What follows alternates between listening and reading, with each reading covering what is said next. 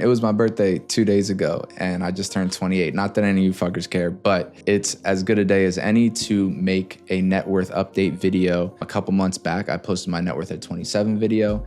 A couple of you guys were in the comments saying that you like to see regular updates, and I think that's a good idea. I know for me personally, I like to watch the net worth update videos that I can find on YouTube. I'm nosy. I want to see what's going on with other people's finances. But there's also usually something that can be learned from these videos. Everyone manages their money slightly different. They own different assets, they have different liabilities, and they make different decisions with their money than I might make with my money. So it's cool to see that, and I think it can be helpful as well as just being entertaining, because it's not something we normally do, right? It's not something you really talk to friends and family about. It's kind of frowned upon. So on YouTube, we get to be open here and transparent. And I think that's great. And that's what I love about the personal finance YouTube space. So without further ado, we're gonna get into my finances. If you don't already know, your net worth is your assets minus your liabilities, your assets being anything that you own. So stocks, crypto, real estate, bonds, cash sitting in a savings account, all of that is part of your assets.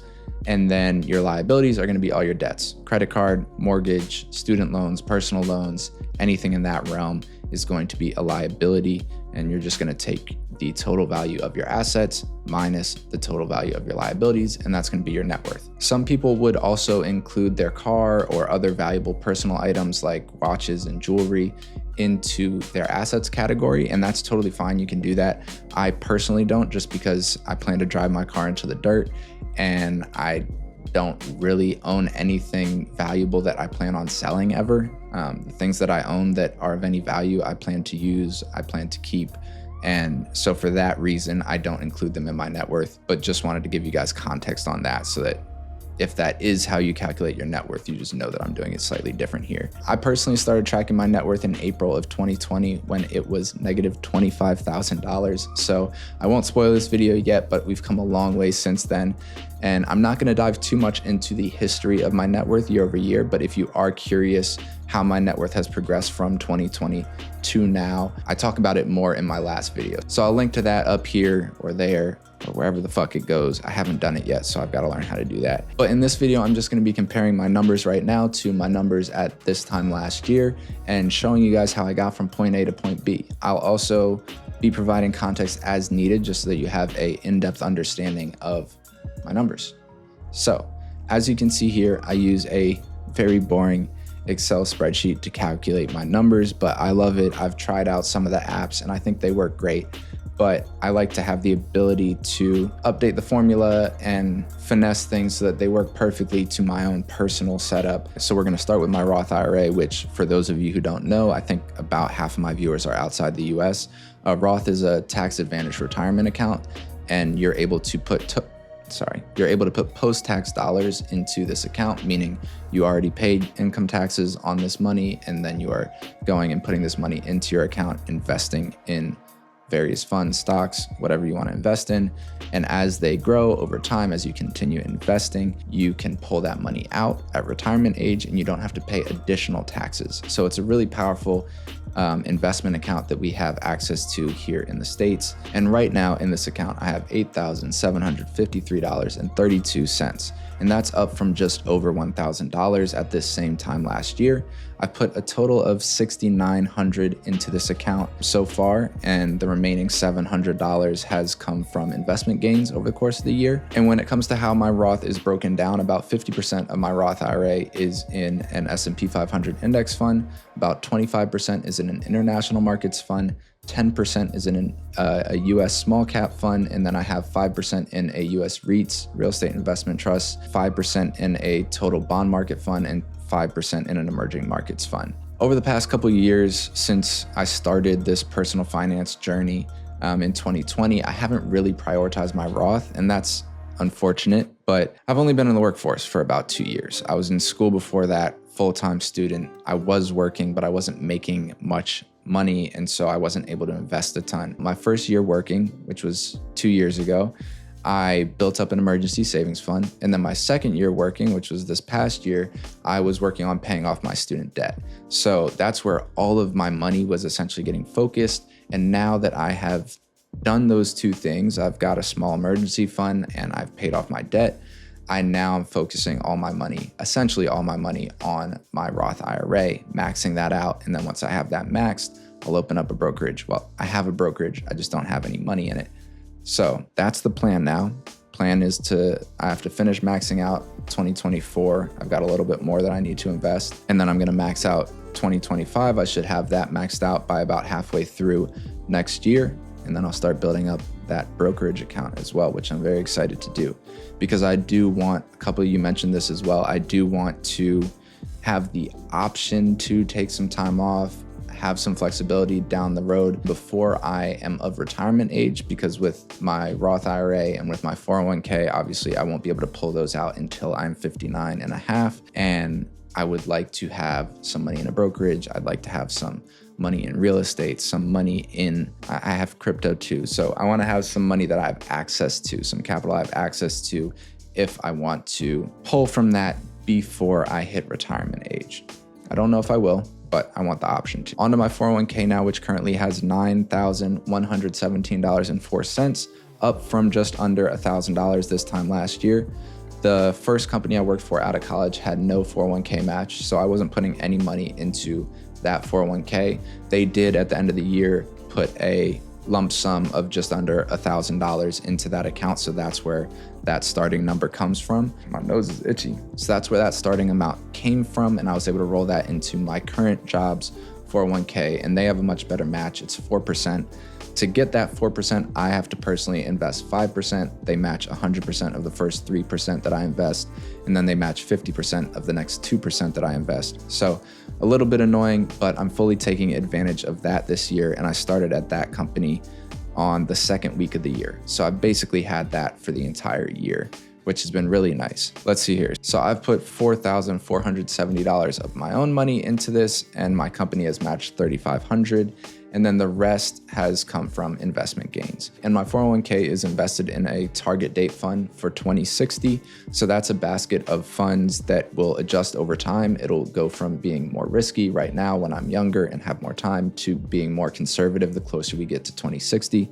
So those are great options, just easy, and I don't have to think about it. Next up, we have a controversial one. We're going to talk about my crypto investment, which is currently sitting at $45,479.70. This is up from a little over $22,000 this time last year. Now, as many of you are probably racing to the comments to tell me this is too high of a percentage of my portfolio, and I know that. So over the next couple minutes, I'm going to be providing some context as to how I got to this point, what I'm invested in, and what my plan is moving forward to course correct, because I would ideally like to have crypto be 20% or less of my portfolio. Somewhere between 5 and 20% is where I'd really like it to be. If you don't care to hear me clarify the crypto stuff, which is totally understandable, I'm gonna provide timestamps below so you can just skip to the next section where I talk about my savings. But if you're sticking around, let's get into it. So back in 2020, also, this is going to be the only portion of the video that is not scripted. I've scripted out every video that I've posted so far from start to finish. I riff here and there, but for this section of the video, I decided that I just wanted to go off the cuff. I felt like I could talk about it well enough, and I just wanted to test this out. So let me know down in the comments below if this worked well and you liked this style of me not scripting the video out and just doing my own thing. If you don't, also let me know whatever you think. Just let me know. So back in 2020, I made my first crypto investments. This was right around the time that I was first starting off on my personal finance journey. I was someone who was interested, as a kid, I was curious about the stock market. I saved my money really well. And as I got older, crypto became a thing. I kind of was curious about that as well, but hadn't spent time learning about them. And so I wasn't doing anything with my money because I didn't know what to do with my money. And 2020 pandemic hit. I moved back in with my parents. I was a full-time student, but all of a sudden I had all this free time that I didn't know what to do with. And I'm someone who gets bored easily. I need a project or something that I'm working on or working towards. And I just kind of fell into the personal finance rabbit hole on YouTube. That led me to buy a bunch of books and start to read more on personal finance. And as I'm doing that, I started to make some investments. I didn't start to make the most informed and smart investments, but I started to put my money to work. And so the first place that I put any money, I opened up a Roth IRA. I put like $50 in a Roth. And then my grandfather actually passed away. And my grandmother gave both me and my brother $5,000 from his life insurance policy. With that $5,000, I decided that I wanted to do something useful with it. I didn't want to just blow it. So I took $2,000, I put it towards my car loan, and then I took the other $3,000, and I think at first I put like $1,000 in the stock market. I made like $50 off of that, and I was like trying to swing trade.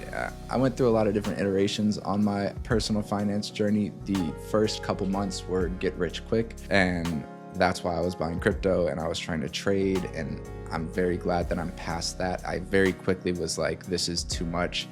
I'm not messing around with these altcoins. I'm not messing around with trying to be a day trader or a swing trader. Let me just invest for the long term. But in those couple months that I was moving with that sort of energy, I bought some crypto, and I bought Bitcoin when it was down at 10,000, and I bought Ethereum when it was at 300. And that has since grown. So that 3,000, I ended up putting a little bit more money over those first couple months into the crypto market. I took some profits out as well. I think I took about $1,500 in profit during that time. But after that, I just kind of let it sit. I had Bitcoin, I had Ethereum, I had a few altcoins at the very beginning. But over the course of that first bull market, I sold all of those altcoins off into Bitcoin, and I've just kept my Bitcoin and Ethereum since then. I've rode them out over the last 4 years. They've gone up, they've gone down. When I started off, I had a couple hundred, then I had a couple thousand in the markets. That shot all the way up in that first bull market that I was in 2020.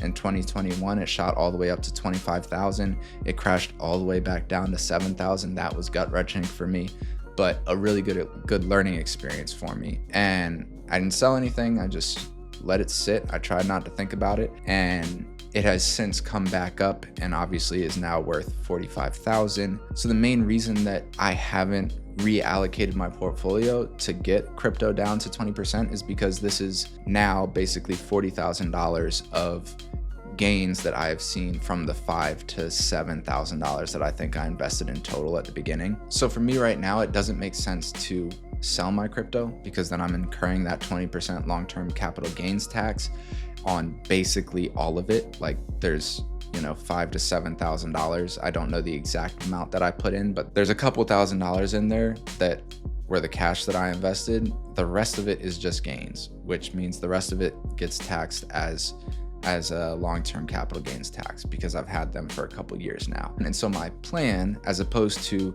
selling off a big chunk of my crypto and allocating that elsewhere so that the crypto percentage is down to 20%, the plan is essentially just don't buy any more crypto, which I haven't bought crypto in the last couple of years. I think I made one $200 purchase last year because I just had $200. But in terms of like what I pay myself each month, which right now is sitting at around $2,000, I am not putting any of that towards crypto, and I won't until crypto is within the percentage, that 20% that I want it to be at. All right, so that wraps up the crypto portion. Hopefully that makes sense. Hopefully that answers some of your questions, because like I said, there were definitely people in my last video that were either like fully, hell yeah, that's a great investment, I love crypto, or they were like, you should not own any crypto, you should only have 5% of crypto in your portfolio. And I think both sides have valid reasons for believing what they do. Now you know what I believe, you know why I have the crypto that I have. It's not like I'm pouring my money into crypto. I do not invest in crypto anymore. It's just something that I got really lucky on the timing of which I made purchases, and on the timing of which I made sales on some of those altcoins that I mentioned I had earlier on. But as a result of getting in when I did, I've seen these last two bull markets, and it's significantly increased that initial investment that I put in. So that's how we got here. And now let's look at my savings. My savings are sitting at $13,000 right now. This is only up slightly from last year. I did have to dip into my emergency savings fund earlier on in the year. I got a flat tire, and then when I took my car to the shop, I also needed new brake pads, I needed new rotors, I needed new shocks on the rear wheels. That was a big expense, but I was able to put the money back into that account relatively quickly and then put a little bit extra in too. So I got it up to 13,000, which is about a 4-month emergency fund for me. I spend around $3,000 a month living in LA. I'm actually going to be doing a breakdown of what I spent in the past year. That video will come out in the next couple months. So don't hold me to that 3,000 number. I haven't done the best job of tracking my expenses. I need to take a look at the last couple months, but it should be around $3,000, somewhere between 3 and 4. My goal for the next year is to get this up to a 6-month emergency fund of $18,000, just to give myself a bit more of a cushion. But that's it for my assets. So they total up to $76,508.94.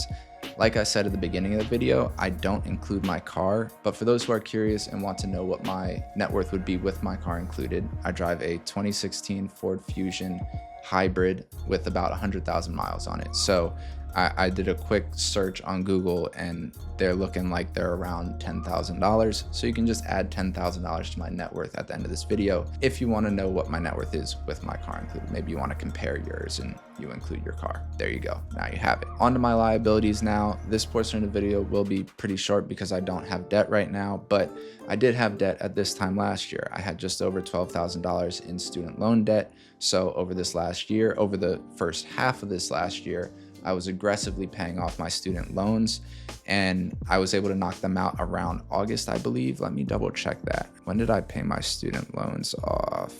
Yeah, I made the last payment, it looks like, in July. So I've been debt free since August. It didn't really make sense from a numbers standpoint to pay these off. They were sitting at a relatively low interest rate, around 3 to 4%, depending on the loan. So it would have made more sense from a numbers standpoint to just put that money into the market, invest in the S&P 500, expect a 7 to 10% return, and offset that interest that I'd be incurring on my student loans. That is a great argument. I thought about doing that, but I just wanted personally to not have that debt, to not have to think about it. It was at a low enough number that I could look at the math and see that in 4, 5, 6 months, I'll be able to pay this off fully. Let me just do that now, knock them out, not have to think about them anymore. And that's been really nice over this second half of the year to just be able to invest. None of my money has to go to debt of any sort, except for obviously paying my credit cards off. I don't count that as debt because I don't carry a balance ever. I pay them off in full every time. So I've got additional money in my checking account that I didn't include in my assets because that money is just going to pay my credit card off at the end of the month. So those cancel each other out. I've got more extra cash in my checking account than I do in credit card debt currently. And it's on the first of the month, it'll all get paid off. But yeah, having no debt has been just great peace of mind, knowing that if something happens, if I don't have income coming in for whatever reason, I get laid off or something, I don't have that payment and I don't have to put those payments on hold and accrue interest on them. They're gone. They're done. I've handled them. I've paid them off. I was kind of hoping that maybe the government would pay them off for me before I paid them off, but I'm happy to pay my debts. I got myself into them, so I wanted to get myself out of them. Now, because net worth is assets minus liabilities and I don't have any liabilities, my net worth is going to be equal to that $76,000 number, and that is up from $22,618 at this time last year. If you watched my last video, you know that I have a plan to hit $1 million in net worth by the time I'm 40. And that numbers and goal is kind of arbitrary. I have no intention of stopping working at 40. I have no intention of stopping to invest at 40. So it's just something that I'm kind of working towards, to work towards it. But it'll also put me in a really good spot to have some flexibility if I do want to take some time off to spend more time with a future family. I'd be able to do that at 40 if I want to go start a business, if I want to put more time into a project that doesn't bring me income or doesn't bring me a lot of income. I'd have the flexibility to do that. So that's why I'm shooting for that goal. But if we take a look at that plan, currently my plan had me sitting at a $45,000 net worth at this time this year. So I'm significantly ahead of schedule, but this plan only accounts for a 7% return year over year, which is the average return from the S&P 500 adjusted for inflation. So a relatively conservative number, but inevitably Some years it will be significantly higher, other years it'll be significantly lower of a return. And especially with the amount of exposure that I have to crypto right now, those swings up and swings down are a lot more drastic. As I work on getting my portfolio more diverse and properly allocated, this 7% number should be a relatively good one for me to shoot for. Got some motorcycles in the background, don't know if you can hear those. But yeah, and then as for the next year, my goal is to hit $74,000. And obviously I've already hit that, but who knows what's gonna happen over the next year if things don't crash significantly. That's basically locked in. Also, goal was to make $100,000, which I should be very close to making $100,000. And the goal is also to invest $2,000 a month, which I've actually already done basically every month over this past year. So that'll be easy to keep going. So at the very least, I will be investing $24,000 this year. So I have the potential to hit 100K by 29 if things don't crash like crazy, which there's a good chance they do. Historically, for the crypto markets, about a year, in the year after the Bitcoin halving, the bear market starts. Generally towards the end of the year in Q4, coin will crash, everything will follow. Will history repeat itself? No idea. I don't care to try to time the markets. I'm just gonna hold on to it. But there's a good chance that towards the end of next year or sometime during next year, my crypto allocation at the very least takes a big hit. So we'll see what happens. I'm excited for this next year. I'm excited to see where we're at 29, and I'm excited to just keep investing and keep working towards financial freedom. It gives me a lot of joy. I'm happy you guys are along for this ride. Anyone who is subscribed and along for this journey, I appreciate you being here. Hopefully, I'm also able to do more of the educational content moving forward. It seems like the algorithm likes to push out my videos that I do about my own personal finances more than the educational videos that I'm doing. I think mostly that is just because my educational videos aren't as good. I'm not as comfortable talking in that way in front of the camera. It's easier to talk about my own personal finances because it's personal to me. I live this shit day to day. I can talk about it without needing a script. I'm writing a script to kind of keep me on track, but with this stuff, a lot of it, I'm going off and I'm riffing and I'm just saying what I know to be true about my own situation. Anyway, now I'm rambling. That's the end of the video. Like it, comment, subscribe. Let me know down in the comments if you have any feedback, any questions. I'd be happy to answer them. And I will catch you guys in the next one. Peace.